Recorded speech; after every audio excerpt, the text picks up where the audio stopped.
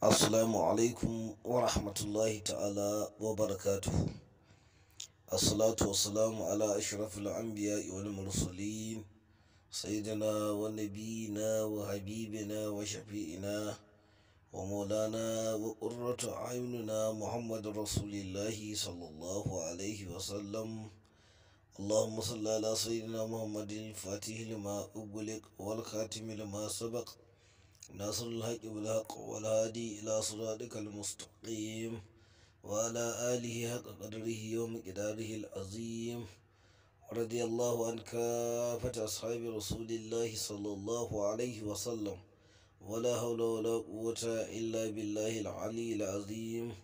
ربي اشرح لي صدري ويسر لي أمري واحلل عقدة من لساني يفقهوا قولي. Amma ba'adu ya 'yan uwa, muna muku barka da yau, muna muku kuma barka da kasancewa tare da mu a wannan gida mai tarin albarka. Kamar yadda aka sani dai insha Allahu, kamar mun yi alƙawalin cewa za mu ba da abubuwan da ya kamata a yi a ranar Ashura.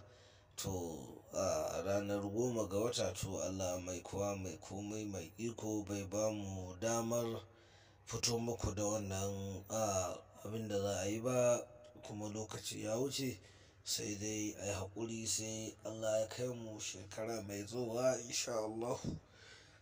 Kamar yadda aka sani 'yan uwa, wannan sirri da muke ɗauke da shi a yau sirri ne na dafa'in tsari insha Allah.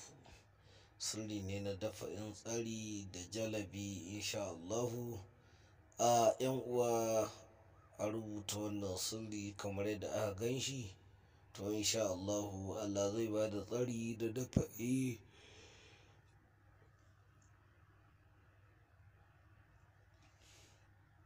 akan dukkanin abin da ake nema insha Allahu bi idnillahi ta'ala. Ana samun farar takarda a rubuta wannan sirri kamar yadda aka gan shi a ƙafa ɗaya.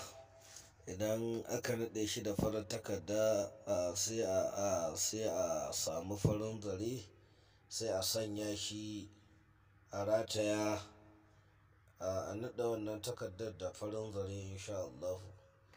To idan an yi haka, an rubuta kamar yadda aka yi bayani, aka naɗe ɗin, to insha Allahu aka samu farin zaren aka naɗe, to insha Allahu idan ka so za ka iya sanya ta cikin aljihunka, ka ci gaba da yawo da ita.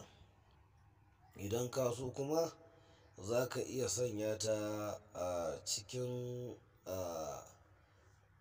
wuya haka, ko ka rataya, ko ka sanya a cikin jakarka duk inda za ka je ka yi tafiyarka insha Allahu. 'Yan uwa, a yi ƙoƙari a aikata wannan sirri, sirrin tsaro ne insha Allahu. Idan an yi haka, to insha Allahu dukkanin wani haɗari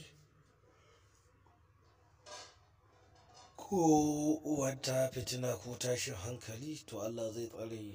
Allah kuma ya tsare mu da tsarewarsa, ya ba mu kariya da kariyarsa. Allah ya saukar da alkhairinsa a gare mu. Allah ya ba mu lafiya da zama lafiya. Allah shi sauƙe mana dukkanin fituntunu. Allah ya sanya mu gama lafiya. Allah ya saukar da alkhairi a gare mu. Waɗannan fituntunu da ake ta fama da su, to Allah ka yaye mana. Allah ka ba mu zaman lafiya. Allah mun tuba, muna tuba, muna tuba. Allah ka yi mana gafara, ka yi mana afuwa, ka yi mana waɗannan fituntunu da ka jarabce mu da su na rashin zaman lafiya da na rashin lafiyar ma gaba ɗaya. Allah ka saukar da alkhairi gare mu. Mukan taƙaita a nan saboda ƙarancin lokaci, to kuma insha Allahu sai kuma goron Juma'a za mu haɗu insha Allahu, wanda za a haɗu da cikakken muhimmin sirri wanda insha Allahu ba za mu yi muku albishirin cewa gashi ba, sai dai kun gani insha Allahu. Wassalamu alaikum wa rahmatullahi ta'ala wa barakatuhu. Masha Allah.